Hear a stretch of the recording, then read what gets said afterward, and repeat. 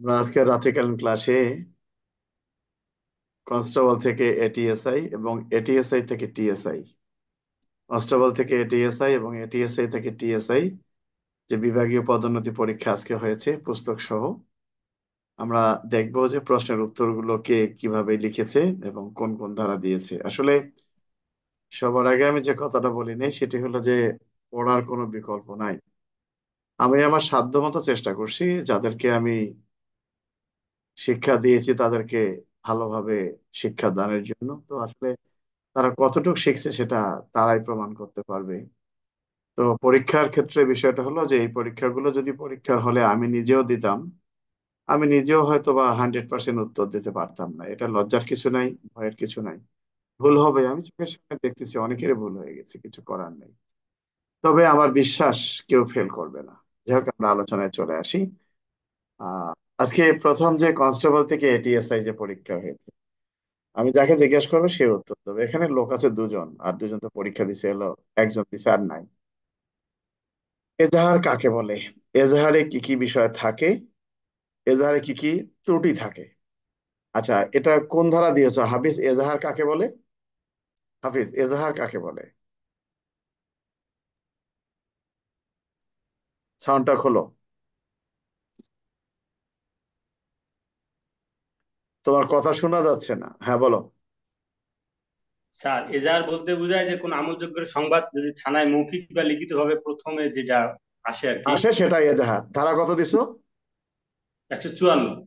PRB দিছো? জি sir. কত? 243 না কত? স্যার, সিআরপিসির 154, পিআরবি 243। গুড।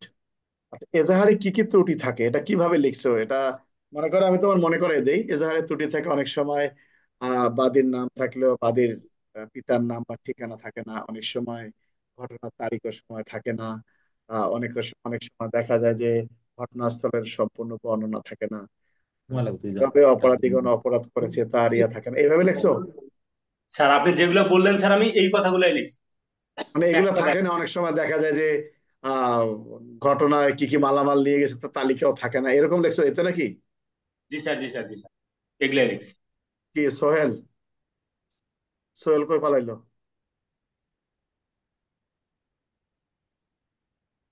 সোহেলে গেল কই?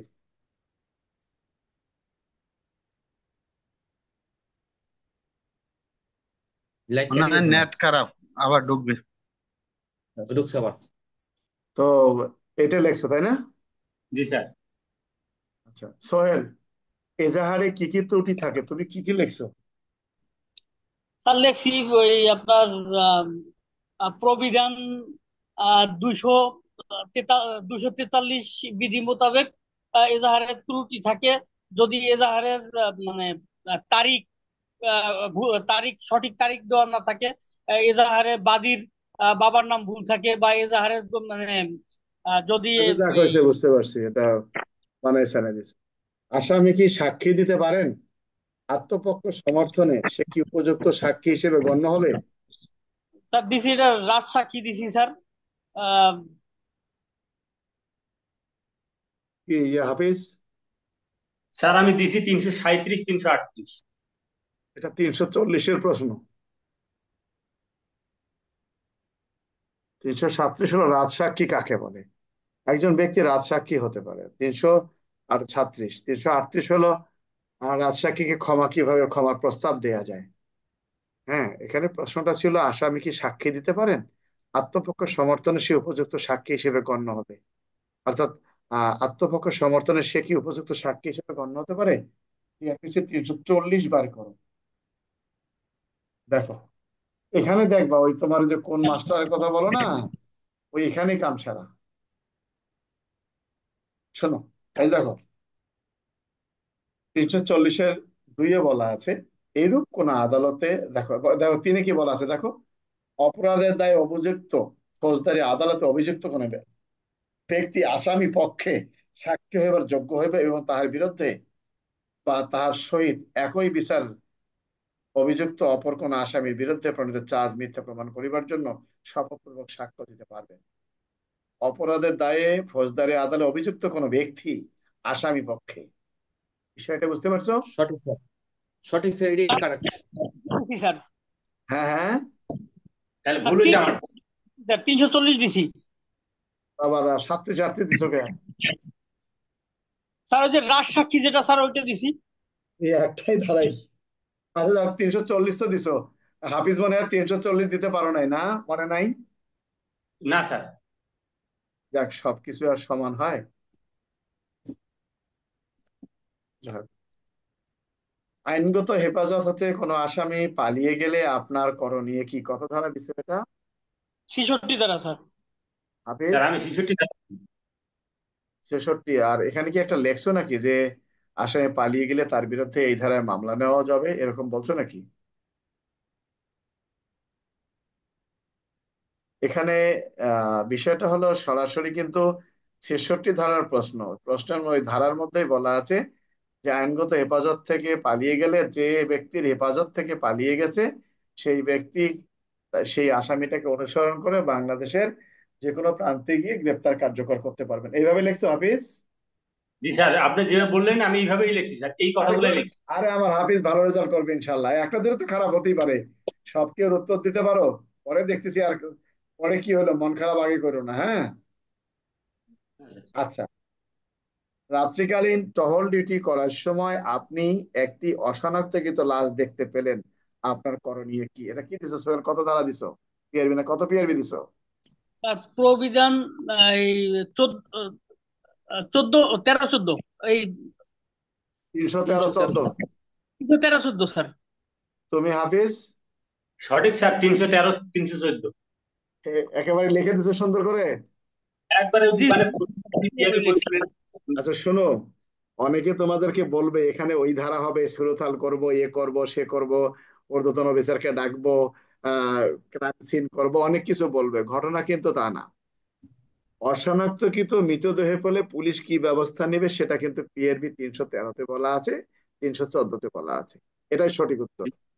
বুঝতে আপনি পারছো? স্যার জি স্যার, আপনি জাফর ইকবাল স্যারে বললেন না যে একটু বাইরেরটা একটু পড়ো, পিআরবি 314 313, হম। ওইটাই স্যার আমার মাথায় এসেছে। আর আমি ওইটাই লিখছি।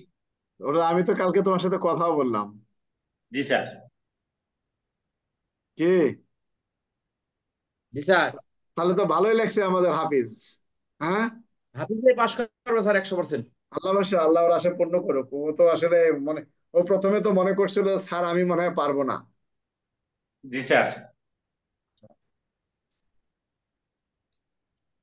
এরপরের প্রশ্ন আসো, ডাকাতি কাকে বলে? এটা কত কিছু ধারা?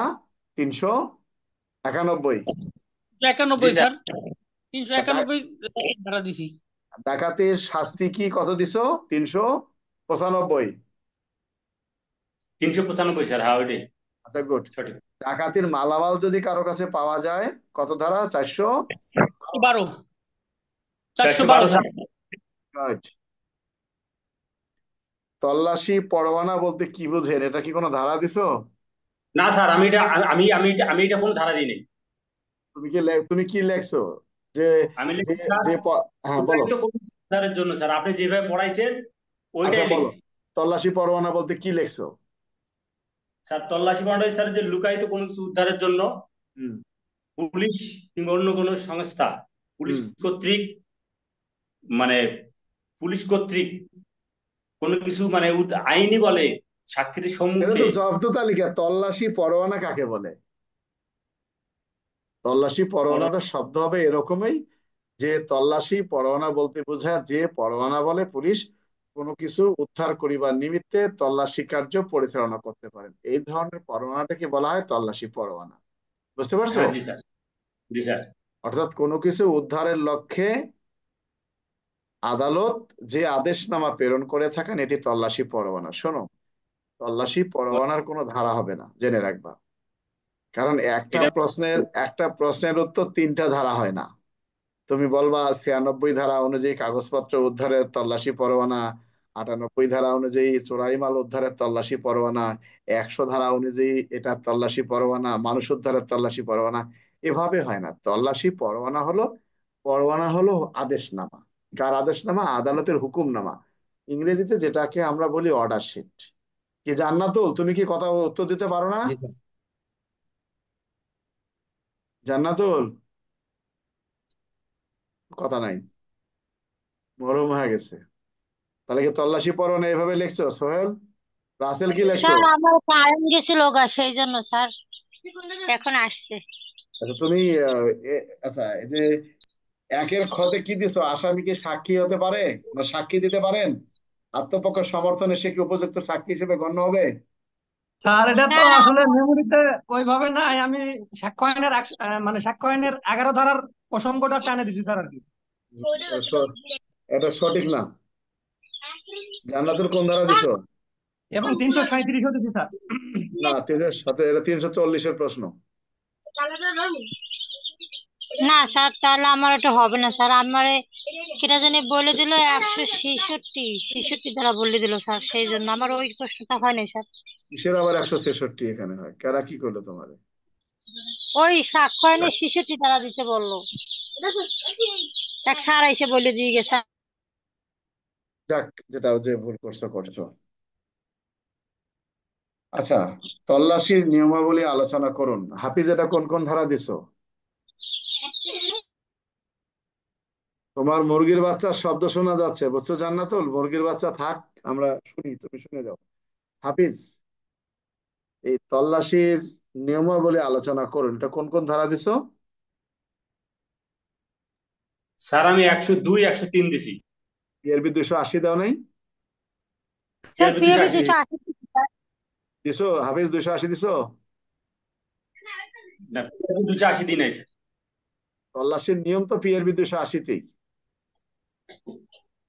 মানে তুমি কি লেখছো তল্লাশির আগে কি করবা, তল্লাশির সময় কি করবা, তল্লাশির পরে কি করবে, লেখছো? জি স্যার, জি সব স্যার লিখছি। এইভাবে লিখছি, তিনটাই লিখছি সেভাবে স্যার। সিআরপিসির 102 103। কিন্তু 280 তো দিতে হবে, ওইটাই তো তল্লাশির মূল। যাই হোক, একটি পরিবহনে কয়টি সার্টিফিকেট থাকা আবশ্যক এবং সেগুলো কি কি, কত ধারা দিছো? স্যার এটা সার্টিফিকেট গুলো স্যার ওই যে রোড পারমিট, ফিটনেস। এর এটা কি ধারা স্যার দিছো? দিয়েছি স্যার। রাখো।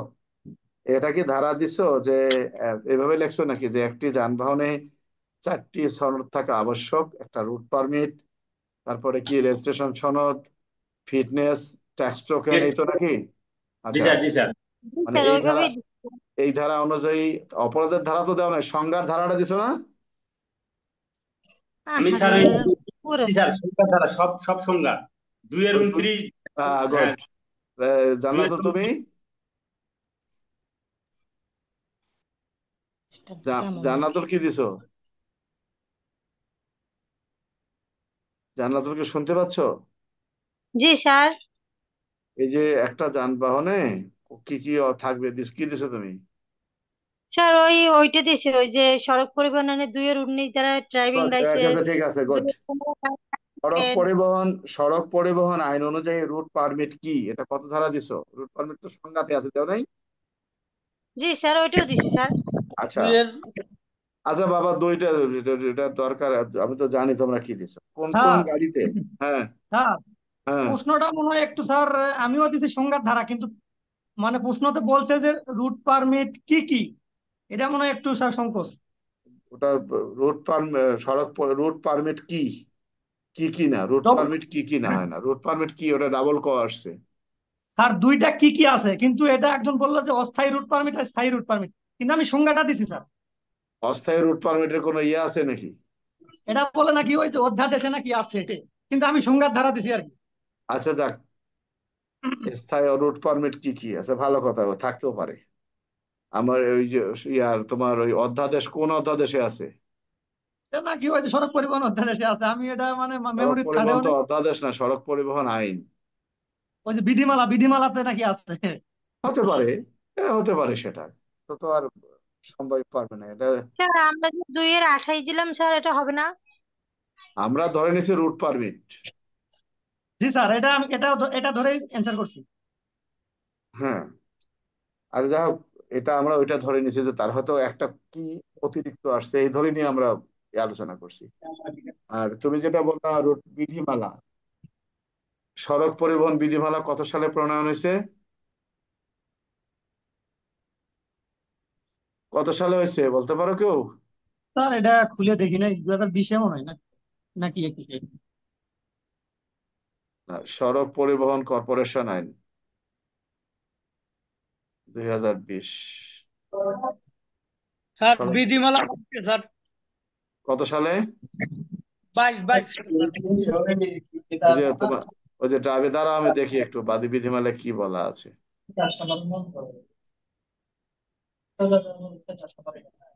এখানে অনেক জায়গায় পাওয়া যায় না, এটা হলো মুশকিল, দেখতে হবে। আচ্ছা যাক, আমরা যেটা মনে করছি সেটাই সঠিক, এখন তারা যেটা মনে করে সেটা সঠিক, এই তো। And কি কির জন্য জি আমাদের স্যার, এটা ভুল হতে পারে, ঠুঙ্গা হিসাব করে আমাদেরও দিছি, যা হয় আল্লাহ ভরসা। কি কির জন্য আমাদেরও ভুল হতে পারে। রুট পারমিট কি না, এখানে রুট পারমিট কি এই জিনিসটা হবে, ঠিক আছে। আল্লাহ ভরসা। স্যার এই যে হ্যাঁ, কি কি যে বলছে আর ওই যে বিধিমালা বলতেছে এখানে তো স্যার উল্লেখ করা আছে সড়ক পরিবহন আইনের 18 স্যার উল্লেখ করা আছে, তাহলে আমি বিধিতে যাব কেন স্যার? এটাও তো একটা প্রশ্ন। এ দেখছো, তুমি যে বলো তুমি যে বলো হ্যাঁ, কথাগুলো, আমাদের আমাদের যে এই যে ইয়ার কি বলে, মোবারক যে কথাটা বললো, অনেক কিছু কঠিন কথা বলছে। জি স্যার, এটা তো অবশ্য বিষয়। যাক, যার যেটা মেমোরিতে ধরছে, এটা আমাদের সংজ্ঞায় ধরছে স্যার, সংজ্ঞায় দিছি আমরা, আল্লাহ ভরসা। আচ্ছা, এখানে কিন্তু দুটো জিনিস আছে। কোন কোন গাড়িতে রুট পারমিটের প্রয়োজন হয়, এটা কোন ধারা দিছো সোহেল? Sir 30 sir. আর হয় না কোনটাতে, সেটাও তো 30। এটাও স্যার 30। তাহলে কি সঠিক আছে আমাদের কথাটা? জি স্যার। মোবারক, আর কি জাফর ইকবাল, তুমি কথা বলো না কেন? স্যার, হ্যাঁ, আমার এখানে একটু মিসকেস হয়ে গেছে। মানে আমি, মানে রুট পারমিট অব্যাহতি প্রাপ্তটা আগে দিছি, দেওয়ার পর আবার সংজ্ঞাটা নিচ দিকে টানে দিয়েছে। উপরোক্ত দিক যেই সড়ক পরিবহন 18 অনুযায়ী 30 পারমিটের উত্তর দিক দিয়ে শোনো, যেগুলা আছে একটা কথা বলি, তোমাদের এখানে বলা আছে যে কোন কোন যানবাহনের রুট পারমিটের প্রয়োজন আছে, কোনটা প্রয়োজন নাই। দেখো এখানে বলা আছে,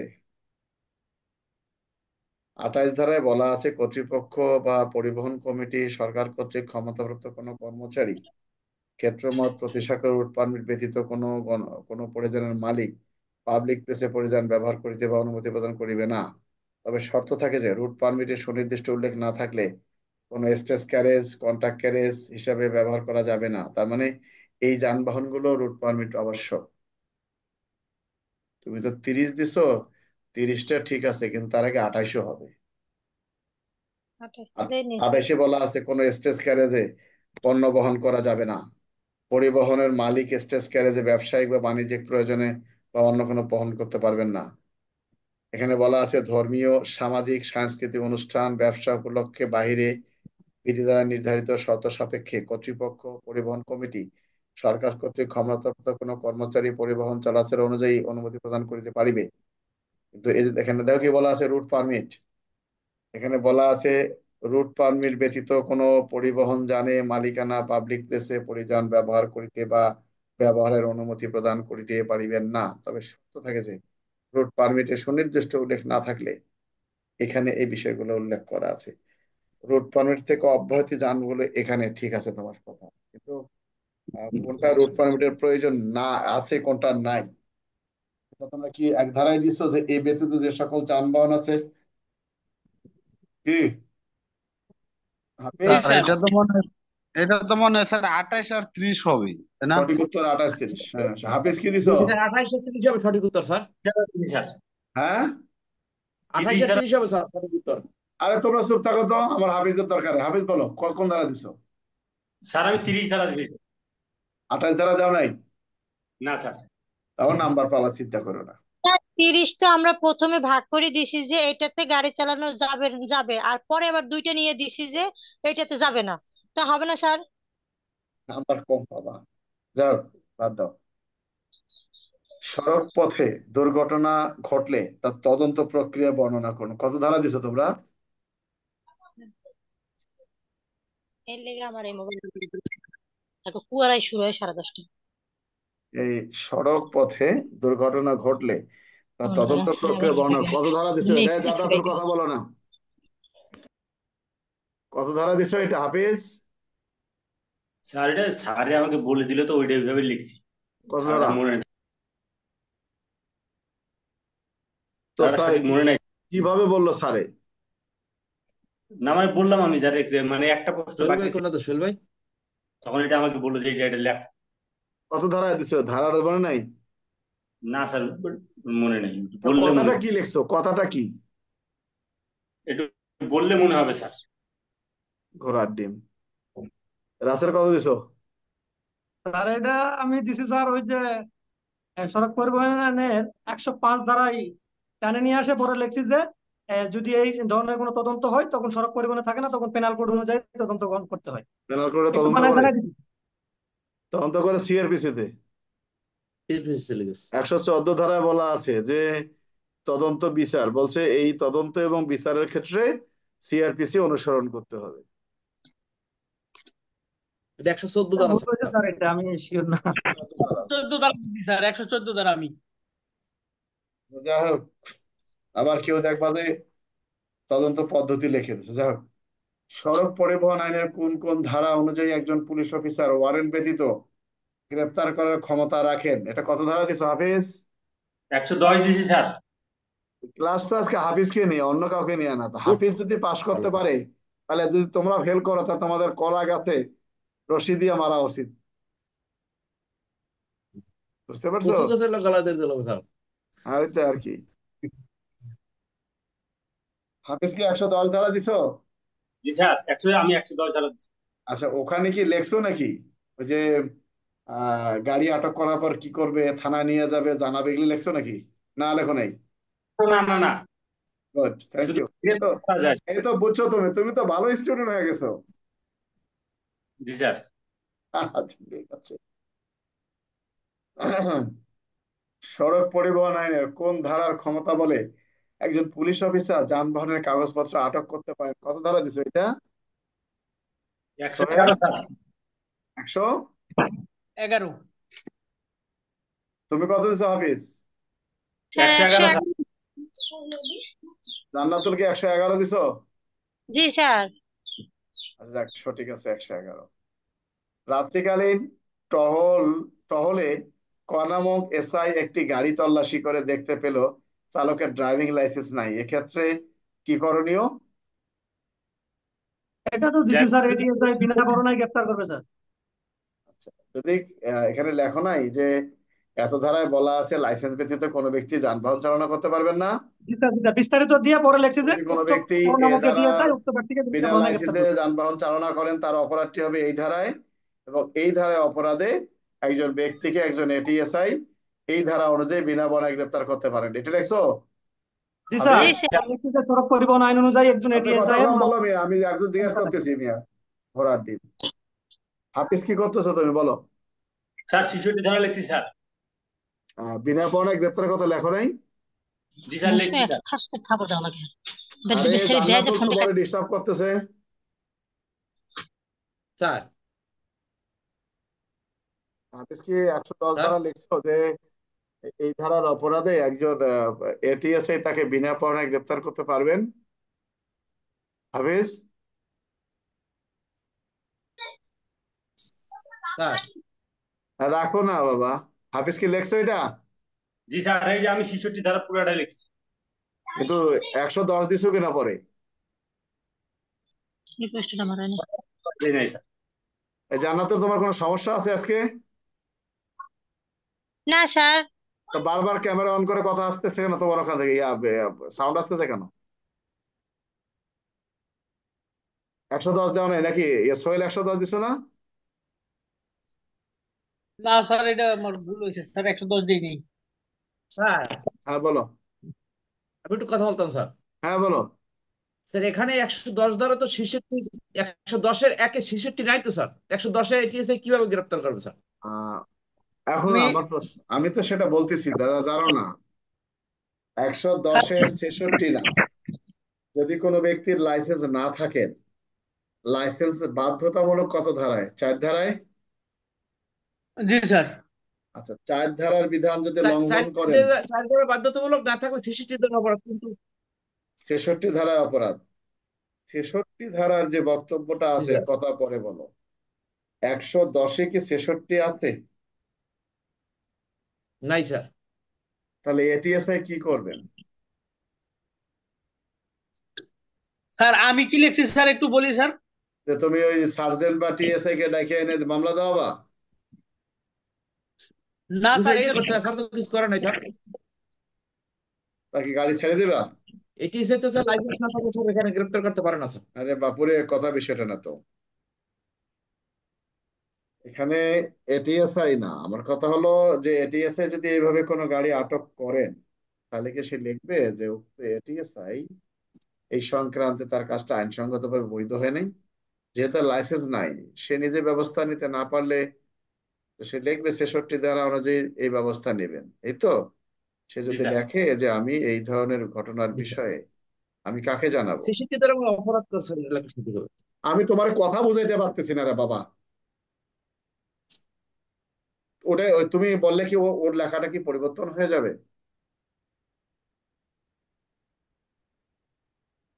বিষয়টা হলো 66 ধারার যে কথাটা এখানে আছে, সেখানে বলা আছে যে লাইসেন্স ব্যতীত কোনো ব্যক্তি মোটরযান চালনা করতে পারবে না, এবং গণপরিবহনের যে বিধিনিষেধ এটা কেউ যদি অমান্য করেন, শাস্তি দেওয়া আছে 66 ধারায়। আচ্ছা, এখন এখানে শাস্তির কথা বলা আছে যে এই সড়ক পরিবহন আইনে জরিমানা করার ক্ষমতা আছে কার? সাব ইন্সপেক্টর এবং সার্জেন্ট পদমর্যাদার একজন ব্যক্তি। আচ্ছা, এখন এই যে এখানে যে কথাটি বলা আছে 108-এ, কে বিচার করতে পারবেন? সেখানে বলা আছে যে এডিশনাল এসপি পদমর্যাদার বা মেট্রোপলিটন এলাকার জন্য পুলিশ ডেপুটি পুলিশ কমিশনার ব্যবস্থা করতে পারবেন। ভালো কথা। এখন যদি এইরকম কোনো ঘটনা ঘটে, তাহলে উনি কি করবেন? তার বক্তব্যটা দুভাবে হতে পারে। একটা হলো যে সে নিজে এই যানবাহনটা আটক করার পর তিনি যখন দেখলেন লাইসেন্স নাই, তখন তার দায়িত্ব হবে, এটা একটা তার মেধা যাচাইয়ের প্রশ্ন, তার দায়িত্বটা হবে এই আইন অনুযায়ী যাতে ব্যবস্থা নিতে পারে এরকম কোন কর্মকর্তাকে তলব করা। না আসা পর্যন্ত তিনি গাড়িটা আটক করে রাখবেন। তাই বলে এখানে বলা যাবে না যে তার আটকটা অবৈধ। হ্যাঁ বলো জাফর ইকবাল, কি বলতে চাচ্ছ? এইটাই স্যার, আপনি যেটা বলছেন এইটাই স্যার। তো 66 ধারা যদি কেউ লেখে, এরা যেমন দিছে আর ওরাও তেমন ওইভাবেই প্রশ্নের উত্তর দিয়ে ধারা দিয়ে যাবে, চিন্তার কিছু নেই, নাম্বার পাবা এখানে। অর্থাৎ 66 ধারায় তার অপরাধের কথাটা বলা আছে। এখানে প্রশ্নটা এটিএসআই এখানে করবে কি? আসলে এখানে আমার মনে হয় এটা মনে হয় ভুলবশত আসছে, আর বিনা হ্যাঁ। পরোয়ানাতে এখানে গ্রেপ্তারের বিষয়টা এখানে নাই। যাক, আচ্ছা, তাহলে এক্ষেত্রে এটিএসআর করণীয় কি? তিনি তো কোনো রাত্রিকালীন টহলে ক নামক এটিএসআই একটি গাড়ি তল্লাশি করে দেখতে পেলেন চালকের ড্রাইভিং লাইসেন্স নাই। ভালো কথা, ড্রাইভিং লাইসেন্স নাই, সেক্ষেত্রে তার দায়িত্বটা হবে তার কর্তৃপক্ষকে অবহিত করা। বুঝতে পারছো? কারা? যারা কিনা এই গাড়ির জরিমানা করার মতো ক্ষমতাপ্রাপ্ত। আচ্ছা, ক নামক পুলিশ অফিসার ডিউটিরত অবস্থায় একটি ট্রাক তল্লাশি করে 100 কার্টন বিদেশি মদ উদ্ধার করেন। 40 কার্টন জব্দ দেখিয়ে আর বাকিগুলা বিক্রি করে দেন। সে যে টাকাটা আত্মসাৎ করছেন, এটা অনেকে বলছে যে এটা পেনাল কোডের 409 ধারা, বলছে না অনেকেই? জি স্যার। আচ্ছা, 409 ধারার প্রশ্ন না এটা, 403 ধারার প্রশ্ন। 403-এর মধ্যে যে কথাটি বলা আছে, এই 403 এই অপরাধমূলক যে আত্মসাৎ বা তছরূপ, এখানে আমরা আগে বলে নেই 403 কেন হবে। 403-এর মধ্যে বলা আছে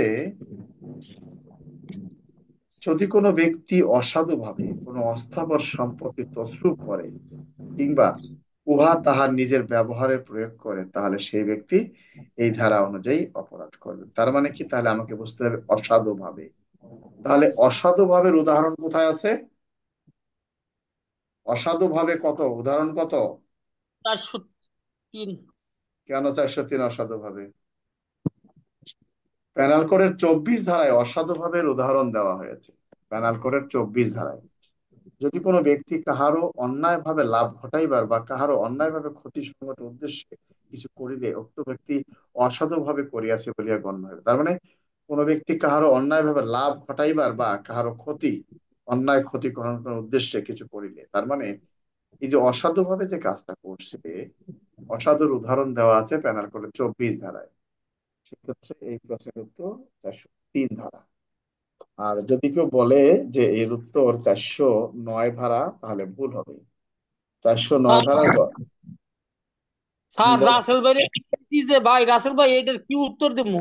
রাসেল ভাই কয় না স্যার, উত্তর কয় না। পরবর্তীতে স্যার আমি 403 লিখে আইয়ে পড়ছি। আচ্ছা, এটা ভালো। তো আমি কনফিউজ ছিলাম। হাফিজ কোন ধারা দিছো এটা? স্যার এটা আমি 403 দিছি। আচ্ছা, স্যার বলি আমি আমরা তো চাই খুব কনফিউশনে ছিলাম স্যার, যেটা হয় নাই। 403 হবে। শোনো, আমি বলি 409 ধারার বক্তব্যটা বলি। সরকারি কর্মচারী কর্তৃক কিংবা ব্যাংকার কর্তৃক কিংবা ব্যবসায়ী বা এজেন্ট কর্তৃক অপরাধজনক বিশ্বাস ভঙ্গ। কথাটা হলো কি, দেখো এখানে যদি কোনো সরকারি কর্মচারী হিসেবে তাহার পদমর্যাদা বলে কিংবা ব্যাংকার, ব্যবসায় ফ্যাক্টর, দালাল, অ্যাটর্নি, এজেন্ট হিসেবে ব্যবসার সূত্রে কোনরূপ কোন সম্পত্তির জিম্মাদার হয়ে উক্ত সম্পত্তির, অর্থাৎ এই কাজ কারবারটা হতে হবে ব্যাংকার কিংবা ব্যবসায়িক ক্ষেত্রে কোন সম্পত্তির জিম্মাদার তোমাকে হতে হবে। তুমি কি ব্যবসায়িক নাকি? তুমি তল্লাশি করতে গিয়ে পেয়েছো, তোমার উচিত ছিল এই সম্পত্তিটা জব্দমূলে থানায় জমা দেওয়া। থানায় জমা না দিয়ে নিজে খেয়ে ফেলছো, এটা তোমার তসরূপ 403 ধারার অপরাধ। এটা আছে তো, অনেক বইতেও লেখা আছে, যার এত কিছু বলার দরকার নেই। সঠিক উত্তর 403 ধারা। কার গাইডে কি লেখছে এটা তোমাদের দেখার দরকার নেই, এটা 403 ধারা। আচ্ছা, পুলিশ কনস্টেবলের ডিউটিতে গাফিলতির জন্য থানা থেকে আসামি পলায়ন করে, এটা কত ধারা দিছো? স্যার আমি পুলিশ এনে 7 ধারা দিছি স্যার। না, এটা পেনাল কোডের 223 ধারার অপরাধ। পেনাল করে তুমি কত দিছো সোহেল? স্যার 23 দিছি স্যার, এটা রাইট আমাদের। জান্নাতুল কত দিছো? স্যার আমি পুলিশে 7 দ্বারা দিচ্ছি স্যার, আর ওই বিয়ের ভিতরে 28 দিছিলাম, হাজতখানা থেকে পালাই সেই জন্য। হাজতখানা 388 কি শাস্তির ব্যবস্থা আছে? না স্যার। 388 কি অপরাধের কথা বলা আছে? ঘোড়ার ডিম এতদিন পড়াইলাম কি যে পুলিশ স্যার এই হেফাজত হাজত থেকে পালাইছে সেজন্য দিছি স্যার। পড়ালেখা তো মনোযোগ নাই। হাফিজ, এখানে 7 ধারা হবে না, এখানে কথাটা হবে পেনাল কোডের 323 ধারা। তো পুরাপুরি উত্তর দিতে পারো নাই, পাশ করবা টাইনে টুইনে, কিন্তু পিছনে যাইতে হবে অনেক। আচ্ছা, সার্জেন্ট কর্তব্যরত অবস্থায় ফিটনেস সনদবিহীন ঝুঁকিপূর্ণ একটি বাস সড়কে চলাচল করতে দেখতে পেলে, এক্ষেত্রে সার্জেন্টের করণীয় ফিটনেস না, কিন্তু ফিটনেস কাগজপত্র না, ফিটনেস অর্থাৎ যদি চলাচলের অযোগ্য ফিটনেস বিহীন যদি কোনো গাড়ি রাস্তায় পায়, সার্জেন্ট কি করবে? 75 ধারা দিছি স্যার আমি। কি করবে 75 ধারায়? কি রাজল ইয়া ফিটনেসবিহীন মেয়াদ। দেখো, ইয়া কোন ধারা দিছো? স্যার 75 দ্বারা দিছি স্যার। 75 ধারায় কি বলা আছে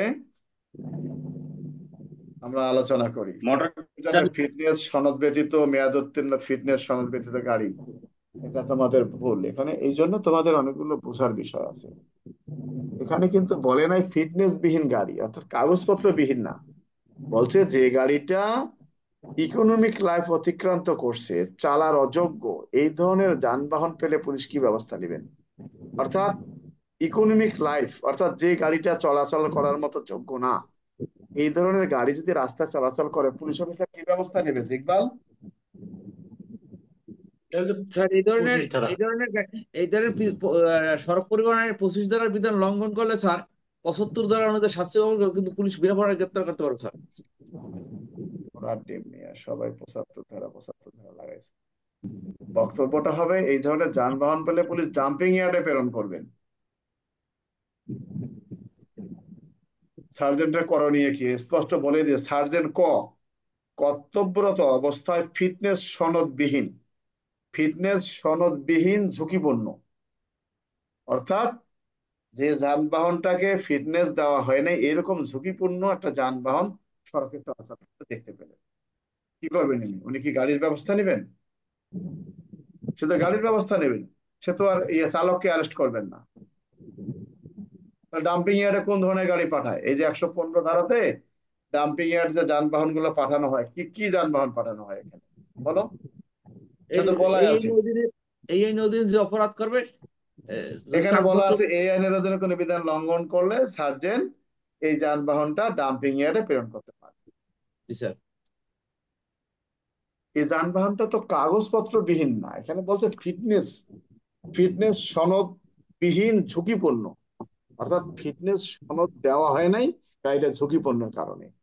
তার মানে কি একটা এখানে শাস্তির কথা বলা আছে না, ইকোনমিক লাইফ অতিক্রান্ত কোন যানবাহনকে যদি আহ যানবাহনের 29 ধারা আছে না একটা, এখানে 29টা কত আছে, কত ধারা আছে? ওই যে বিআরটি এর লোক যদি ইয়া দেয়, 25-এর 2 স্যার, 25-এর 2। 25-এর 2 এখানে কি বলা আছে দাঁড়াও দেখি, 25-এর 2 কি বলা আছে। আহ এখানে বলা আছে যে দেখো, এই অনুযায়ী ফিটনেস অনুপযোগী কোনো দিলে তার বিরুদ্ধে বিভাগীয় ব্যবস্থা নেওয়া যাবে। তার মানে এখানে এই কথাটাই 25-এর 2 যদি লঙ্ঘন করেন, মোটরযানের ফিটনেস সনদ ব্যতীত বা মেয়াদ উত্তীর্ণ ফিটনেস, এটার 25 লঙ্ঘন করলে কত ধারায়? 75 স্যার। আচ্ছা, 75-এ তার জরিমানা করা আছে, আপনি কি জরিমানা করবেন না তাকে ডাম্পিং ইয়ার্ডে পাঠাবেন? স্যার 115 ধারার মতো ডাম্পিং পাঠাবো স্যার। 75-এ কি বলা আছে? জরিমানার কথা বলা আছে, তাই না? জি স্যার। সার্জেন্ট তাকে জরিমানা করতে পারেন, আবার তো তাকে কি এখানে তার জরিমানা করতে পারেন, তাই না? আবার তো জি বিনা স্যার। পরোয়ানায় গ্রেপ্তারও করতে পারেন। জি স্যার, এটা গ্রেপ্তার করা যাবে, 110 ধারা গ্রেপ্তার করা যাবে। তাহলে প্রশ্নটা যদি বিনা পরোয়ানায় গ্রেপ্তার করার পর এই যানবাহনটি ডাম্পিং এ পাঠায় তাহলে কি অপরাধ হবে? না স্যার, কোনো অপরাধ হবে না স্যার। কি সোহেল? স্যার না স্যার, এটা কোনো অপরাধ হবে না স্যার, 115 আর 110ই আসবে স্যার। তোমরা তো অনেক কিছু দিচ্ছ, এখানে বলা আছে, এখানে শাস্তির কথা বলা আছে। এখন এই 75 ধারার যে অপরাধ, এই 108 অনুযায়ী সার্জেন্ট সাব ইন্সপেক্টর পদমর্যাদার ব্যক্তি তারা কি করতে পারেন, এখানে তাদের শাস্তি দিতে পারেন, এই তো নাকি? জি স্যার। তাদের জরিমানা করতে পারেন, 113-তে বলছে নাকি? জি স্যার। তাহলে কি 108ও তোমরা, পারে স্যার। আচ্ছা না তাহলে কি তোমরা, না না না না না, ঝুঁকিপূর্ণ এটা 25 ধারার বিধান লঙ্ঘন করলে 75 ধারা। তো জি স্যার। 75 ধারার যদি এরকম কোন যানবাহন রাস্তায় পাওয়া যায়, তাহলে পুলিশ কি ওই ধারায় ব্যবস্থা নেবেন না ওই 113 ধারায় ব্যবস্থা নেবেন? স্যার 113 ধারা তো একটু ভেজাল আছে স্যার।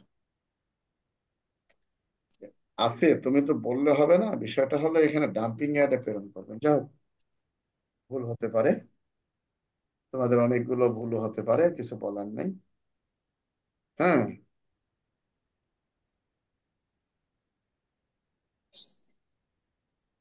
তাহলে মোটামুটি বুঝতে পারছো কে কি রকম লেখছো, এই তো নাকি? জি স্যার। এখন আমরা চলে আসি এটিএসআই থেকে টিএসআই। তবে আনুপাতিক হারে এটিএসআই থেকে টিএসআই তাদের প্রশ্নটা কনস্টেবল থেকে এটিএসআই এর চেয়ে সহজ আসছে। আত্মরক্ষার ব্যক্তিগত অধিকার আক্রমণের অজুহাত নহে আলোচনা করুন, কত ধারা দিচ্ছে এটা জাফর ইকবাল? স্যার এটি নিয়ে সন্ধ্যা স্যার 99 ধারা দিচ্ছে স্যার। এটা ভুল হয়েছে, কত হবে স্যার?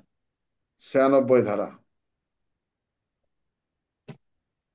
এটা প্রথমে ভুল করলাম, বললাম না যে কি বলছে, আত্মরক্ষার ব্যক্তিগত অধিকার আক্রমণের অজুহাত নয়, অর্থাৎ আক্রমণ করতে হবে এমন কোনো কথা আছে, তার মানে আত্মরক্ষার ব্যক্তিগত অধিকার কখন প্রয়োগ করা যাবে, মানে আত্মরক্ষার ব্যক্তিগত অধিকার বলতে কি বুঝে, বুঝতে পারছো? Right sir. আত্মরক্ষার ব্যক্তিগত অধিকার আক্রমণের অজুহাত নয়, তার মানে আত্মরক্ষার ব্যক্তিগত অধিকার কাকে বলে, সেখানে তো আক্রমণ করতে হবে এমন কথা না, বলছে যে অজুহাত বলতে ওই অজুহাতকে বোঝায় যে আক্রমণকারীকে প্রতিহত করিবার উদ্দেশ্যে। তুমি 99 ধারা দাও কিভাবে? ওটা কার হয় না স্যার? এটা কেমন ধরনের কথা হলো? 96, 97 এখানে সর্বোচ্চ। অবৈধ আক্রমণের শাস্তি কি, কত ধারা দিছো? স্যার ওই 352 দিচ্ছে স্যার। অবৈধ আক্রমণের শাস্তি 352, ওই দেখো নাই? এই যে বললাম তো যে মাতব্বরি তোমাদের বেশি, তো বেশি ফটর ফটর করে সবগুলা হলো এলো এলো।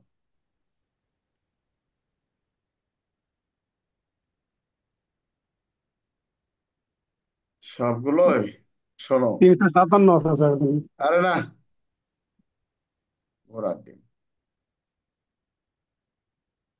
আক্রমণ কাকে বলে? আক্রমণ কত ধারায়? আক্রমণ 351 ধারায় আক্রমণ, বুঝতে পারছো? আর মারাত্মক তুমি বলো আমি শুনি।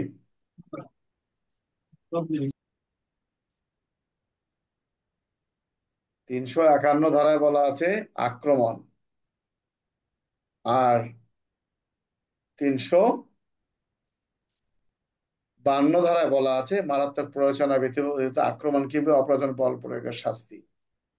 এই যে মারাত্মক 300, এখানে 352, ও বলছে 357। যদি কোনো ব্যক্তি কাহাকে অন্যায়ভাবে আটক রাখিয়ার প্রচেষ্টায় আক্রমণ করে, এক একটা ধারা এক এক রকম। এখানে প্রশ্ন হলো অবৈধ আক্রমণের শাস্তি কি? অবৈধভাবে জোরপূর্বক যদি কোনো ব্যক্তি কাউকে আক্রমণ করে প্রয়োজনা ব্যতীত, তাহলে তার শাস্তি পেনাল কোডের 352 ধারা। বিষয়টা বুঝতে পারছো? স্যার তাহলে তো 352 সঠিক আছে স্যার, নাকি স্যার? 352 সঠিক। ঠিক আছে স্যার। এইটা কয়েকজন স্যার, মৃত, হ্যাঁ বলো। এইটা স্যার অনেক, ওইটা স্যার একজন ওসি স্যার আইসা বলে 357, নাম 357 স্যার ইম্পসিবল, সম্ভব না। আবার একজনে বলে 420, এমনকি 420 তো হবেই না স্যার। শোনো, 357 কথাটা বলি।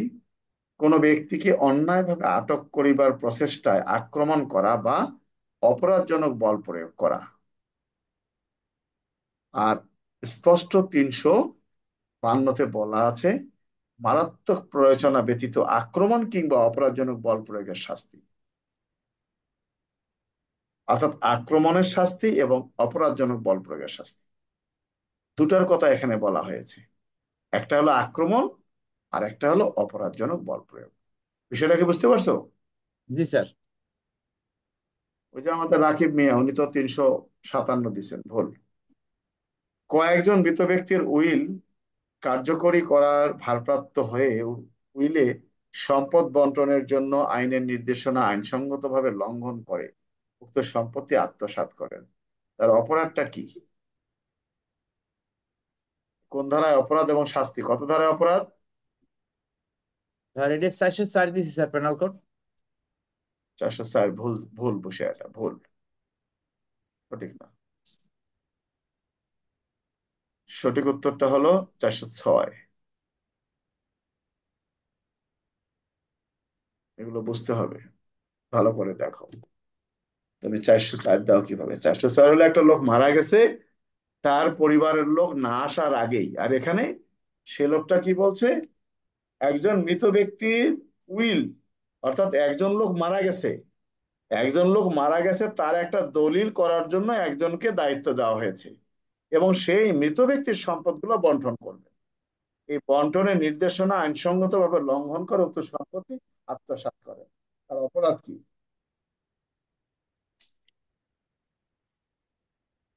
আমরা যদি এখানে আসি, এই জন্য তো বললাম এই যে পেনাল কোডের শোনো অনেকগুলো উদাহরণ আছে। হুম। এখানে বুঝতে হবে একজন মৃত ব্যক্তি এত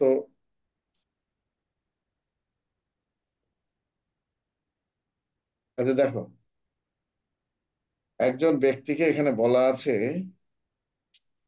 167 ধারা দেখো, যদি কোনো ব্যক্তি সরকারি কর্মচারী অনুরূপ সরকারি কর্মচারী হিসেবে কোনো দলিল প্রণয়ন, তাকে সরকারি কর্মচারী হিসেবে বলা হয় নাই। যদি কোনো ব্যক্তি সরকারি কর্মচারী হয়ে জ্ঞাতসারে আইন তাকে সরকারি কাজ 163 নয়। আমাদের বুঝতে হবে 169 লিপ্ত হওয়া সরকারি কর্মচারী মিথ্যা এখানে আছে, আমি নিজে দেখছি তো এগুলো। আদেশ অনুসারে হাজির না হওয়া, মিথ্যা সংবাদ দেওয়া, স্বাক্ষর করা,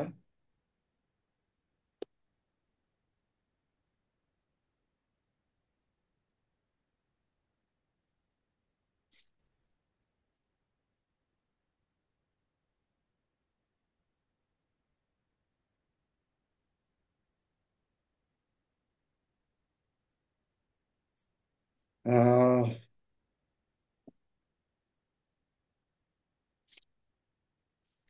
কি তোমরা পাইছো খুঁজে?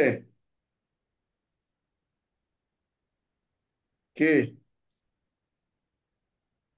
না স্যার। পাও নাই? ওই যে ও তো দিছে যে 404 হবে না কেন, আমি বলতেছি তোমারে। এটা আমি পড়ছি কয়দিন আগে, আমিও এটাই করছি। এখানে তোমাদের কথাগুলো আমি বলি এখানে।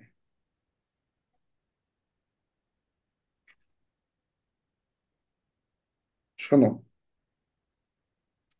প্রশ্নটা হলো একজন ব্যক্তি তা মারা গেছেন, তো যে লোকটা মারা গেছে এই লোকটার সম্পদগুলো বন্টন করার জন্য আইনে যেভাবে নির্দেশনা দেওয়া আছে সে অসঙ্গতভাবে লঙ্ঘন করে উক্ত সম্পত্তি আত্মসাৎ, তার অপরাধ কি? অর্থাৎ তাকে যেভাবে আইনের নির্দেশ দেওয়া হয়েছে সেটা যদি অমান্য করেন, এই যে আমার কথাতে তোমরা চলে আসো, এগুলো একেবারে কঠিনও না, সহজও না। হুম। সুন্দর। আচ্ছা, দেখো,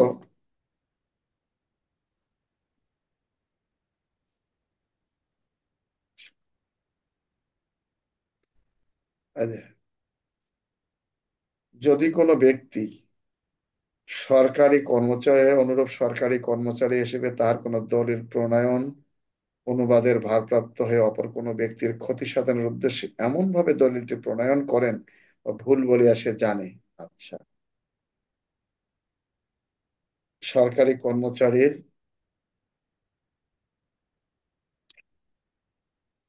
এই জায়গাতেই, যদি কোনো ব্যক্তি সরকারি কর্মচারী হয়ে জ্ঞাতসারে তাহাকে সরকারি কর্মচারী হিসেবে যেরূপ আচরণের নির্দেশ দেওয়া হয়েছে সে ব্যক্তি ক্ষতি সাধনের উদ্দেশ্যে কোনো নির্দেশ অমান্য করেন, তাহলে তাহলে আমরা এখানে দেখো, আহ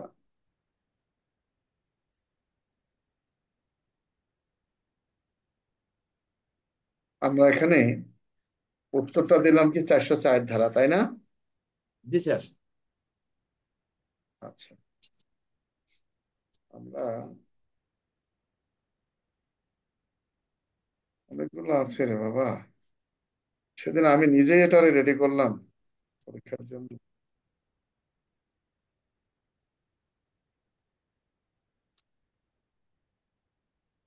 তোমরা দিচ্ছে 404 ধারা, এই তো 404 ধারা সঠিক না, আমি বলি তোমাকে। 403 ধারায় কি বলা আছে? সেখানে বলা আছে 403-এ অসাধুভাবে সম্পত্তির তছরূপ। আচ্ছা, ভালো কথা। 405 কি? অপরাধজনক বিশ্বাস ভঙ্গ। আর 406 কি? অপরাধজনক বিশ্বাস ভঙ্গের শাস্তি। এই ক্যামেরাগুলো সব বন্ধ করছো কি জন্য? কাজ ফুরালে সব ফাউল হয়ে যায় নাকি? দেখো আমি বলি তোমাকে, তাহলে অপরাধজনক বিশ্বাসভঙ্গ কাকে বলে? যদি কোনো ব্যক্তি কোনোভাবে কোনো সম্পত্তি বা সম্পত্তি পরিচালনার দায়িত্বপ্রাপ্ত হয়ে অসাধুভাবে উক্ত সম্পত্তি আত্মসাৎ করেন, নিজের কাজে ব্যবহার করেন, কিংবা অনুরূপ দায়িত্ব যেভাবে নির্বাহিত বলিয়া বিহিত আইনে নির্দেশ করা হয়েছে অনুরূপ খেলাপ করিয়া সেই দায়িত্ব নির্বাহ সম্পর্কে প্রকাশ্য বা অনুরূপ কোন আইনানুগ চুক্তি করিয়াছে, যা খেলাপ করিয়া সে সম্পত্তি অসাধুভাবে ব্যবহার করে, বিলি ব্যবস্থা করে, কিংবা ইচ্ছাপূর্বক কোনো ব্যক্তিকে তাহা করিতে দেয়, তাহলে সেই ব্যক্তি এই ধারায় বিশ্বাস ভঙ্গ করেছে বলিয়া গণ্য হইবে। আমার কথা কি বুঝতে পারছো? জি স্যার। 405, তার অপরাধটা 405-এ এবং তার শাস্তির কথা বলা হয়েছে 406 ধারায়। কি হলো? সম্পত্তি আত্মসাৎ করেন। প্রথমে কি বলা আছে?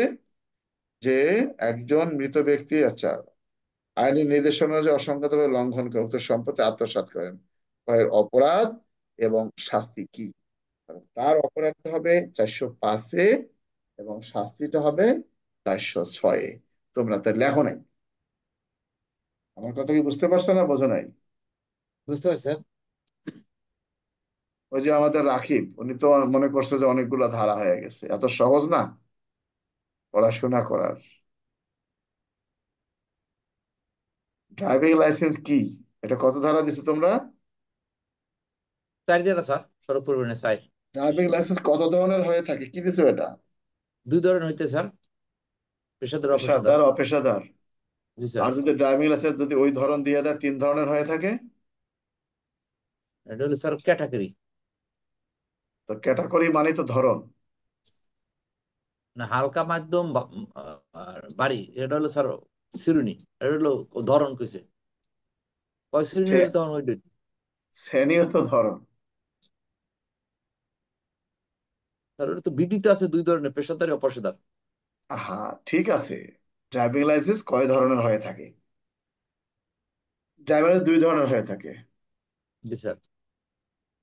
একটা হলো পেশাদার ড্রাইভিং লাইসেন্স, একটা হলো অপেশাদার ড্রাইভিং লাইসেন্স। কিন্তু যদি এখানে কেউ এটার পরে লেখে যে ড্রাইভিং লাইসেন্স শ্রেণী, ড্রাইভিং লাইসেন্স ধরন 3 ধরনের, হালকা, মধ্যম এবং ভারী। মাঝারি। মাঝারি বলা যাবে না, মধ্যম বলতে হবে। ড্রাইভিং লাইসেন্স ব্যতীত মোটরযান চালানোর বিধিনিষেধের সময় আলোচনা করুন। কত ধারা এটা? কি বিধিনিষেধ আছে? স্যার বিধিনিষেধ 4 ধারা থাকতে হবে, না থাকলে সিসিটি দ্বারা অপরাধ হবে। তোমাকে লিখতে হবে যে 4 ধারায় উল্লেখ করা আছে যে এই বিধিনিষেধটাই 4 ধারায়। জি স্যার, চালনা করতে পারবেন। সড়ক পরিবহন আইনের আলোকে পুলিশ অফিসার কোন কোন অপরাধের দায়ে একজন ব্যক্তির জরিমানা করতে পারেন? ঘটনাস্থলে নাকি এটা? স্যার এইটা নিয়ে সংখ্যা ছিলাম বিদায় স্যার 108 দিয়ে লেখছি, লেখকে নিচে আবার 113 দিয়ে দিচ্ছি সাথে যোগ করে, 2টা ধারা দিয়ে দিচ্ছি নিচে। সড়ক পরিবহন আইনের আলোকে পুলিশ অফিসার কোন কোন অপরাধের দায়ে কোনো ব্যক্তির উপর জরিমানা আরোপ করতে পারেন নাকি? জি স্যার। জরিমানা আরোপের ধারা তো 108-এ বলা আছে। 108 দিছি এবং নিচে লাস্টে 113 দিয়ে দিচ্ছি, 2টা। দুইটা ধারায় হবে? সন্দেহ ছিল স্যার, যদি পাইছে স্কাইটে দেয়, যদি 113 হয় ওই জন্য আরোপ করেছে জরিমানা আরোপ, আর 108 তো আছে স্যার অভিযোগ দাখিল করে। জরিমানা আদায় করতে পারবেন কোন ধারায়? ঘটনাস্থল জরিমানা আরোপ করতে হবে 113 স্যার, আর 108 হলে অভিযোগ দাখিল করে। দুই পাশে দিলে কি আর হয়? বড় দুইটা নিয়ে বিপদ। সন্দেহ স্যার, স্যার শুরু পানি জড়িয়ে দিয়েছে।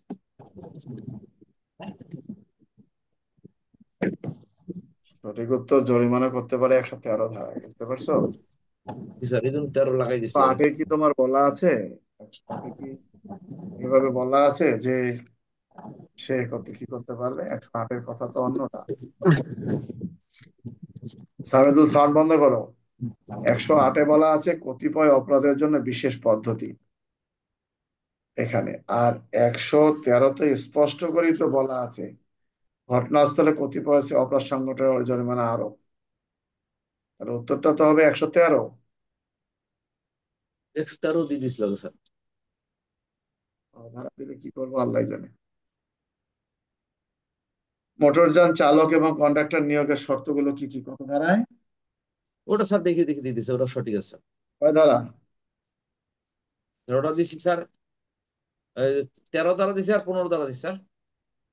মোটরযান চালক এবং নিয়োগ, চালক ও নিয়োগ অর্থাৎ ওই যে লাইসেন্স ব্যতীত নিয়োগ দেওয়া যাবে না, এটা তো নাকি? জি স্যার, জি স্যার। আর 15 থেকে কন্ডাক্টর নিয়োগের কথা বলা আছে। 15তে স্যার কন্ট্রাক্টর নিয়োগ। আমরা দেখে নেই, 13 তো জানি, কিন্তু এগুলো তো ঝামেলা, না দেখে তো আর সঠিক উত্তর বলা যাবে না। চালক নিয়োগের শর্ত 13, এবং কন্ডাক্টর নিয়োগ, আচ্ছা,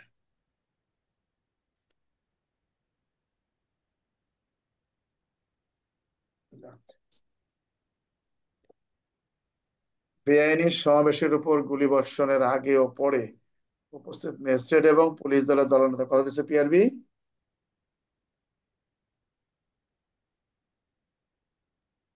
কি স্যার জাফর 154, ইকবাল? স্যার 154 দিছে, 156 দিছে স্যার পিরবি। আচ্ছা। বিনা লাইসেন্সে কি আগ্নেয়াস্ত্র বহন করা যায়? স্যার অস্ত্র আইনে 13 দ্বারা দিছে স্যার। 13 ধারা কি বলা আছে? বিনা লাইসেন্সে কোনো ব্যক্তি অস্ত্র বহন করতে পারবেন না, বহন করতে এতে। পারে না স্যার। জি স্যার। কিন্তু কিন্তু অস্ত্রের লাইসেন্সে তো বলা আছে, অস্ত্র আইনের 1 খতে বিনা লাইসেন্সে অস্ত্র বহন করা যায়। সরকারি কর্মচারী স্যার, এটা তো স্যার বলে নাই। যেহেতু সরকারি কর্মচারী নাই, বিনা লাইসেন্সে বিনা লাইসেন্সে কি আগ্নেয়াস্ত্র বহন করা যায়, আমরা লিখবো যে 13 ধারায় উল্লেখ করা আছে বিনা লাইসেন্সে কোনো ব্যক্তি আগ্নেয়াস্ত্র বহন করতে পারবে না, এই তো নাকি? জি স্যার, এটা লিখছি স্যার। অস্ত্রের লাইসেন্স কখন বাতিল করা যায়? এটা স্যার 100 শুধু 18 দ্বারা দিচ্ছে স্যার। হ্যাঁ, অস্ত্র আইনে 18 দ্বারা দিচ্ছে স্যার। এই যে অস্ত্র আইনের তোমরা যে 13 ধারার বক্তব্যটা দিলা যে বিনা লাইসেন্সে অস্ত্র, 13 ধারায় আমরা দেখি, 13 ধারার মধ্যে বলা আছে লাইসেন্স ব্যতীত অস্ত্র শস্ত্র বহন নিষিদ্ধ। আছে কোনো ব্যক্তি লাইসেন্স ব্যতীত অস্ত্র শস্ত্র বহন করতে পারবেন না, ভালো কথা। আর 1 খতে বলা আছে যে সরকারি আদেশ বলে প্রাপ্ত কোনো কোনো শস্ত্র শস্ত্র বহন অধিকারে রাখা। আচ্ছা,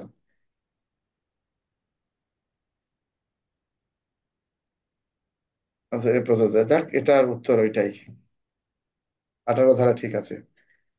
চুরির 5টি বৈশিষ্ট্য উল্লেখ করুন। কত ধারা দিছো? 378। জি স্যার, 378 ওই জন্য উপাদানগুলো দিচ্ছে স্যার। 5টা শর্ত যে আছে, খুন অপরাধ বলে গণ্য হবে না এমন 10টি অবস্থা লিখুন, কোন কোনটা দিছো? একবার সাধারণ অপরাধ স্যার 76 শুরু করে 14% দিচ্ছে স্যার। 76, তো 80। হবে না, তোমার দিতে হবে হলো 100 ধারা 103, বুঝতে পারছো? 46-3 এগুলো দিছো। ওগুলো দিনে স্যার। তুমি সব প্যানাল কোডের গুলাই দিছো, ওই যে 80 ধারা, 81 ধারা, জি স্যার, তারপরে জি স্যার, ওগুলো দিচ্ছে স্যার। 10টার কথা দিছে। এই প্রশ্নটা হয় নাই, 10টা এরকম হবে না। খুন সাধারণত 3টা, ওগুলো তো দৈবাত ক্রমে খুন, তো খুন না। বিষয়টা বুঝতে পারছো? জি স্যার। এখন আচ্ছা, আচ্ছা, হত্যা মামলার আসামি চার্জশিট হতে নাম দেওয়ার জন্য তদন্তকারীকে 20,000 টাকা ঘুষ দিতে চাইলে তদন্তকারী কর্মকর্তা তা অস্বীকৃতি জানান, এক্ষেত্রে তার অপরাধ কি? কত ধারা দিছ? স্যার এখানে স্যার আমি 116 দিছি, সাথে 161 দিয়ে দিচ্ছি স্যার। একশো নিচে। ষোলো অর্থাৎ ঘুষ যদি অস্বীকৃতি জানায় সেটা জি স্যার, 116 দিছি অবলিক 161। কি? আর তো কি রাসেল, রাকিব, তুমি কি দিছো? স্যার কোন ধারা দিছো? আমি দিদি স্যার 165 ক স্যার, মানে ঘুষ গ্রহণে যে না সহায়তা করা শাস্তি। এই জন্য তো বললাম যে পড়াশোনা উইথ বুকে পরীক্ষা দেখে শুনে দিতে হয় বাবা। এখানে স্পষ্ট করে যে কথাটি বলা আছে যে দেখো 61-র উদাহরণে কি বলা আছে।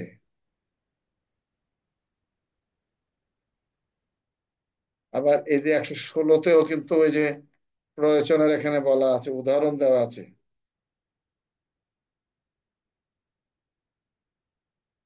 একজন সরকারি কর্মচারী তার সরকারি দায়িত্ব সম্পাদনকালে ককে কিঞ্চিত অনুগ্রহ প্রদর্শন করিবার জন্য উৎকোচ প্রদানের প্রস্তাব করে, খ উৎকোচ গ্রহণে অস্বীকৃতি জ্ঞাপন করে, ক এই ধারায় অপরাধ করেছে।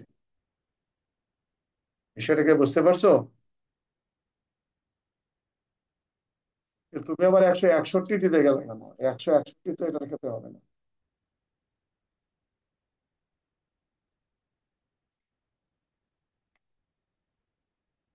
যাই হোক,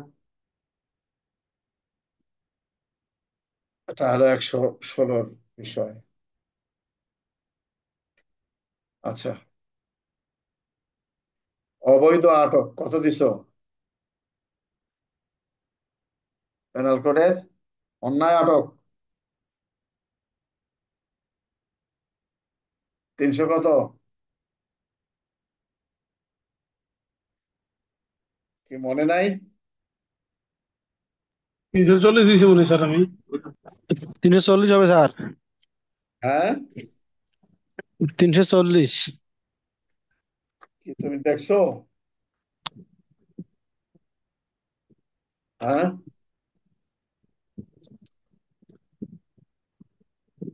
জি স্যার। আচ্ছা। ক্রোক কত দিছো? খুব 88। তুমি দিছো নাকি মেয়ে ঘোড়ার ডিম? ওরা কত দিছে? কত দিছো তোমরা? 88 দিয়েছি স্যার। জাফর ইকবাল, তোমার সাউন্ড আসে না। 88 দিচ্ছে, 88 করো। আর বিশেষ পুলিশ কত দিছো? 17 দ্বারা দিচ্ছে স্যার। গণ উপদ্রব কত দিছো? 268 দিচ্ছে স্যার। গণ উপদ্রব কি 268 হয় না সিআরপিসির 133 হয়? কোনটা? 268 লেখা আছে তার মানে। এখানে দুটো বিষয় আছে, তোমাকে তুমি আগে বলি, তোমাকে দুটো জিনিস আছে। এই যে গণ উপদ্রব 268-তে জনসাধারণ বিরক্তিকর কাজ বা বস্তু, এই চ্যাপ্টারটা গণ উপদ্রব এখানে বলা আছে। কিন্তু গণ উপদ্রব সম্পর্কে সিআরপিসি তে যাও, বুঝতে হবে সিআরপিসির 133 ধারায় দেখো। সিআরপিসির 133-এ কি বলা আছে? গণ উপদ্রব, গণ উপদ্রবের শর্ত সাপেক্ষের আদেশ, গণ উপদ্রব, বুঝতে পারছো? আর 268-তে বলা আছে সর্বসাধারণ বিরক্তিকর কাজ বা বস্তু।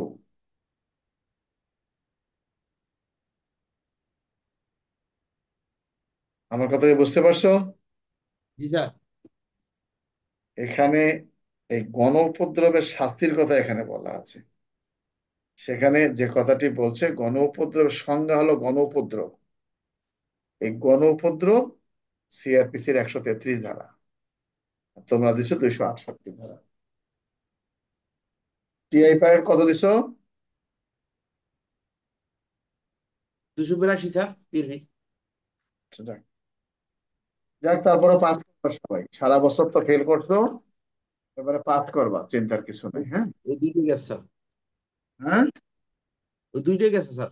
একের ক আর ওই 406 দিয়ে 404 আচ্ছা, যেটা যাক, আল্লাহ ভরসা। আমারটা সঠিক নাও হতে পারে, মাতব্বর আছে না, মাতব্বররা তো হইতে পারে। যাই হোক, আমরা আমাদের মোটামুটি আলোচনা করলাম। পরীক্ষা সবারই একেবারে ভালো হয়নি, আবার খারাপও হয়নি। আশাবাদী সবাই পাশ করবে, আমার বিশ্বাস সবাই পাশ করবে। হুম, যাই হোক, মন খারাপ কিছু নেই। জান্নাত, তোমার কটা ভুল হয়েছে জান্নাতুল? কথা নাই। সোহেলের কটা ভুল হয়েছে? স্যার ওই যে আমার একটাই ভুল হয়েছে স্যার, ওই যে 28 দেয়নি স্যার, শুধু 30 দিয়েছে। স্যার আমার 3টা ভুল হয়েছে স্যার। কিরকম? শেষের 2টা আর মাঝখানে একটা স্যার। শেষের দুইটা কোনটা? স্যার ওই যে একেবারে শেষের 2টা প্রশ্ন ছিল না, একটা হলো ওই যে হাজতখানা থেকে আসামি পালাইছে, আর হলো একেবারে নিচের প্রশ্নটা স্যার। হাজতখানাতে আসামি পারলে 66 ধারা কম হলে 50 বার পড়াইছি আমি, 50 বার। স্যার সেইটা না ওই স্যার, দেখছো তো, একেবারে ওই যে স্যার ওই যে হাজতখানা 223। 223 ধারা, 223 ধারা, স্যার জি স্যার 223 দ্বারা স্যার পড়াইছেন স্যার। 223 বহুবার পড়াইছি যে আসামি পালাইছে। প্যানাল কোডের প্রশ্ন, 7 ধারা তুমি দিতে পারো, পুলিশের সদস্য যেহেতু তার বিরুদ্ধে এ ধারা ব্যবস্থা নেওয়া যাবে, কিন্তু প্রশ্নটা 223-এর। যাই হোক, কোনো সমস্যা নেই, আল্লাহ ভরসা, আমরা রেজাল্টের অপেক্ষায় থাকি। প্রাইভেট পরীক্ষা হয়েছে নাকি? সব প্রাইভেট পরীক্ষা কবে? শেষ। প্রাইভেট হয়েছে? জি স্যার। যাই হোক, আমরা মোটামুটি, আমার প্রতি অনেকেই হয়তো রাগ করছো যে স্যারে এইভাবে পড়ায়, আমার ধরনটা এরকম। হ্যাঁ, কারো ভাল লাগলে পড়বে, নাহলে পড়ার কিছু নাই, কারণ আমি চেষ্টা করি শিক্ষা দেওয়ার জন্য। হাফিজের মতো লোক এবার পাশ করবে, প্রমোশন কত সিরিয়াল হবে তা জানি না, তবে ও যেভাবে বলতেছে তাতে পাশ করবে। বুঝতে দেখা যাক পারছো? স্যার, বাকি আল্লাহর ইচ্ছে, যা করে কতটা আল্লাহ। যাবে জানি না, স্যার তবে পাশ করবে। হ্যাঁ। স্যার হুম। আমি যদি পাস করি স্যার, হুম। আপনার গলায় গোলাপ ফুলে মালা দিয়ে দিব স্যার। আমরা, তুমি তো পাশ করবাই, কিন্তু পাশ করলে তো হবে না, সিরিয়াল তো আগে থাকতে হবে, আগের মতো এখনো হয় নাই, হবে আগামীতে যদি আল্লাহ চেষ্টা করে, এবারও হতে পারে, বলা যায় না। আর আমাদের এবার শুধু পাশ হইলেই হবে স্যার। সামনের বার র্যাঙ্ক লাগলেই হবে স্যার, এবার শুধু পাশ হইলেই হবে।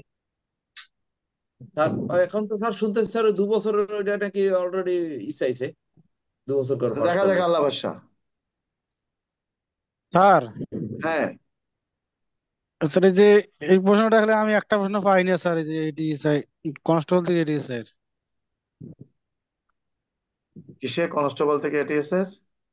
এই যে স্যার এই যে প্রশ্ন হচ্ছে আসামি কি সাক্ষী দিতে পারে? হ্যাঁ, এটা 340 ধারার প্রশ্ন। এটা স্যার সিআরপিসি? হ্যাঁ। ঠিক আছে স্যার। এগুলো, শোনো, এগুলো অনেকগুলো কঠিন প্রশ্নও আসছে, কিছু কিছু প্রশ্ন আছে তোমাদের কঠিন, তোমাদের দেওয়া ঠিক হয়নি, বুঝছো না? তো ঠিক আছে, ভালো থাকো সবাই, কথা হবে আগামী 15 তারিখ থেকে। আমি আবার ক্লাস আবার শুরু করব। তো যারা যারা ক্লাসে আসতে আগ্রহী আছো, আমাদের তো সামিদুল আছে, সামিদুল কি ক্লাস করবে না থাকবে না? করবো স্যার, আমি আছি স্যার, আমি আছি। নাজমুল স্যার তো আসি করবে, স্যার, 15 তারিখ থেকে ইনশাল্লাহ শুরু করবো স্যার। সোহেল হ্যাঁ, ভাই আছে, আমরা 4-5-6 জন আছি স্যার। তারপরে শুরু করবা, হাফিজ কারণ ভাই আমি আছে। বলি, কারণটা হলো, পড়ার মধ্যে থাকলে দেখা যায় যে আমি, মানে, সবাই আমরা মনে করতাম যে আমাদের হাফিজ পাশ করতে পারবে না, হাফিজ কিন্তু পাশ করবে, কত পিছনে থাকবে, আমাদের সবাই মোটামুটি সবাই পাশ করবে আশাবাদী। কিন্তু অনেকেই তো ভালো ভালো আশা করছিলাম, ভালো লিখবা, কিন্তু ওইভাবে পারো নাই। যেমন নাজমুল অনেক কিছু কথা বললো, লিখতে পারলো? না স্যার, অনেক ভুল করছি, আসে নাই। নাজমুল স্যারের তো স্যার সবই মুখে পারছে, কিন্তু আপনার ওই মানে খাতা কলমে যে লিখতে পারে নাই, সময় পায় নাই। যাই হোক, তারপরে পাশ করবে, কিন্তু সে পাশ তো চাইছিলাম না, চাইছিলাম যে এত করে পড়ালাম, এরা মনে হয় ভালো রেজাল্ট করবে। আমাদের শরীফুল তো পাইলাম না, শরীফুল অন্য কিছু। তা সবাই ভালো থাকো, আর এর মাঝে কথা হচ্ছে না, যদি মেসেজ টেসেজ যদি কখনো দেই, ইয়া করো। আর আহ, সামিদুল, তুমি একটু সবার কাছে খোঁজ নিয়ে নিবা, কারা কারা ক্লাস করতে চায়, আমি স্ট্যাটাস দিয়ে দেবো, মানে এটিএসআই গ্রুপের। আর এ মাসের 15 তারিখ থেকে আমরা মোটামুটি শুরু করব আমাদের ক্লাসটা। ঠিক আছে, তোমরা যদি মনে চায় আসতে পারো। না স্যার, আমরা আছি স্যার, আমার সোহেল ভাই আছে, হাফিজ ভাই আছে, আমার নাজমিন স্যার আছে, মোবারক স্যার তো আছে, জাফর স্যার থাকবে, সবাই থাকবে স্যার, নতুন আমরা করে সবাই। ওই যে কারা কারা বলছিল নতুন করে কে কে জানি আসবে, আসলে আসুক, হ্যাঁ এরকম। হ্যাঁ। আর পরীক্ষার প্রশ্ন যা যেভাবে হোক না কেন, তোমরা চেষ্টা করছো তোমাদের ভালো করার জন্য, হয়তো ভালো হয় নাই, আশা অনুরূপ হয় নাই, সব সময় সব আশা পূর্ণ হয় না, তবে এখন তো বুঝতে পারছো চেষ্টা করলে মানুষ ভালো করতে পারে, এটা তো বুঝতে পারছো, কি জাফর জি ইকবাল? স্যার। জি স্যার। এখন তো তোমার মোটামুটি ধারণা হচ্ছে যে না, চেষ্টা করলে ভালো রেজাল্ট করা যাবে, এই তো। জি বাকি আল্লাহর স্যার, ইচ্ছে জি স্যার, স্যার। আমি কাটা পাশ করলে হবে স্যার, ইজ্জতের আর ওই সহিত। যে তোমার ওই যে কার গাইডে কি লেখছে এটা দেখার বিষয় না, রেজাল্ট কি হবে সেটাও দেখবে না, মন খারাপ করার কিছু নেই, যেটা ঘটে গেছে গেছে। রাজলক্ষ্মী, সোহেল, জান্নাতুল, যেই হোক, হ্যাঁ, সবাই ভালো থাকো। অনেক রাগারাগি করি তো আমি, আমার অভ্যাস এটাই, আমি কাজ আদায় করে নিতে চাই, কিন্তু অনেকে আদায় করেই, অনেকগুলো পারি অনেকগুলো পারি না, হাওয়া তেল মারতে পারি না। বুঝতে পারছো? জি স্যার। আর প্রশ্ন বুঝতে হবে প্রশ্ন কোত্থেকে জন্ম হলো। ওই যে যেমন 406 হবে, 405 আর 406 হবে, সবাই তো 404 দিয়ে দিছো। প্রায় লোকই স্যার এই যে 404 দিয়েছে, অনেক আমি দিয়েছি 404, আর অনেকে 467 68 দিয়েছে। ওটা তো প্রতারণা, ওটা জাল করে নেওয়া, টিপ করে নেওয়া। এখানে একটা লোক ওটা মারা কথা। গেছে, মারা যাওয়ার সময়, মারা যাওয়ার পরে ওই জমিগুলো ভাগ করার জন্য একজনকে দায়িত্ব দেওয়া হয়েছে, কিন্তু শেষ কৌশলে ওই জমিগুলা কি করছে, তার নামেও নিয়ে নিছে। এটা অপরাধমূলক আত্মসাৎ। বুঝতে পারছো? জি স্যার। সবাই ভালো থাকো, ধন্যবাদ সবাইকে।